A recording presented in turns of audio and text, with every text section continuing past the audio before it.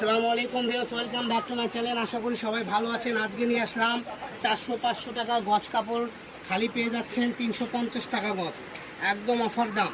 যার যেটা ভালো লাগবে এখান থেকে স্ক্রিনশট দেন আর পাঠিয়ে দেন। মাত্র 350 টাকায় পেয়ে যাচ্ছেন 650-এর মাল।